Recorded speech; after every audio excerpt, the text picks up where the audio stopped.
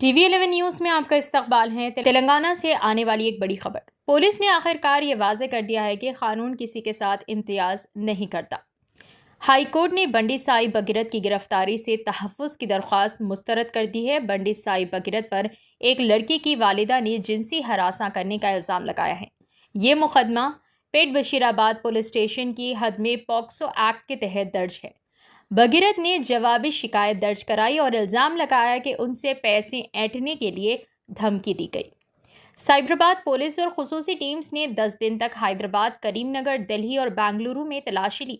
उनके खिलाफ पहले ही लुकआउट सर्कुलर जारी किया गया था।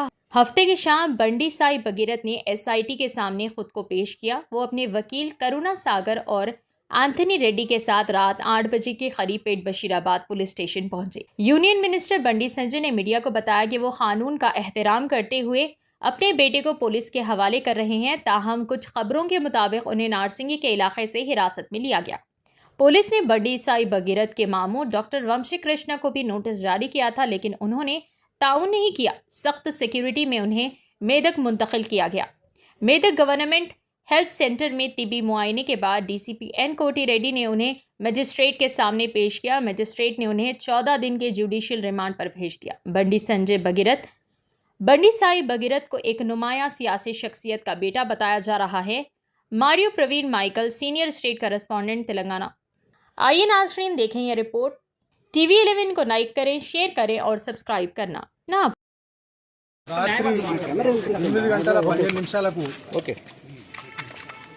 బండి సంజయ్ గారి ఆయన కుమారుడైనటువంటి బండి భగీరథ్ ని యాంటోనీ రెడ్డి గారు మరియు ఇద్దరం కలిసి పోలీసులకు సరెండర్ చేయడానికి తీసుకొచ్చి తనను పోలీస్ వాళ్ళకు SOT పోలీస్ వాళ్ళకు సరెండర్ చేయడం జరిగింది. అక్కడి నుంచి పోలీస్ వాళ్ళు బండి భగీరథ్ని పేట్ బషీర్బాగ్ పిఎస్ తీసుకురావడం, అక్కడ వాళ్ళ ప్రొసీజర్ ప్రకారం మిగతా ప్రొసీజర్ అంతా కంప్లీట్ చేసుకొని ఇప్పుడే మెడికల్ చెకప్ తర్వాత మేజిస్ట్రేట్ గారి ముందు ప్రవేశపెట్టడం జరిగింది. మేజిస్ట్రేట్ గారు కేస్ డైరీ యొక్క మొత్తం పూర్వపరాలు పరిశీలించిన తర్వాత బండి భగీరథ్కి 29th మే వరకు రిమాండ్ విధించడం జరిగింది. పోయారని చెప్తున్నారు, అంటే మీరే సరెండర్ చేస్తారంటున్నారు. పోలీసులేమో మేము అరెస్ట్ చేస్తామని పోలీసులు చెప్తున్నారు. ఈరోజు మీరు మీ ఛానళ్లలో డిఫరెంట్ సోషల్ మీడియా ప్లాట్ఫామ్స్లో మీరే చూసారు ఏ రకంగా మేము తీసుకొచ్చి పోలీస్ వాళ్ళకి ఏ రకంగా మేము తీసుకొచ్చి ఇచ్చామో.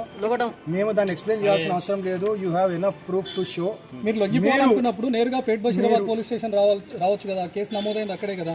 మీరు మీ టీవీలలోనే ప్రసారం చేసినటువంటి విజువల్స్ తోటి it is very clear that we on our own respecting the law and having full confidence on the judicial system surrender before the court. అంటే పోలీసులు ఒత్తిడి వల్లే మీరు పోలీసులకు హ్యాండ్ ఓవర్ చేశారు. పోలీస్ స్టేషన్ లో కాకుండా కోర్టులో కాకుండా పోలీసులకు రోడ్డు పైన హ్యాండ్ ఓవర్ చేశారని వీటన్నిటికీ మేము తర్వాత సమాధానం. ఇప్పటి వరకు ఉన్నటువంటి విషయాలు జరిగిన విషయం మాత్రం మేము సరెండర్కు వచ్చేవడానికి రావడం, పోలీస్ వాళ్ళు SOT పోలీస్ వాళ్ళు తీసుకోవడం, SOT పోలీస్ వాళ్ళకి సరెండర్ చేయడం, SOT పోలీస్ వాళ్ళు పేట్ బషీర్బాగ్లో తనను తీసుకురావడము, తనతో పాటు మేము రావడము, బండి భగీరథ్ గారిని అరెస్ట్ చేస్తున్నట్టు అరెస్ట్ ఇంటిమేషన్ కూడా నాకే ఇవ్వడం జరిగింది.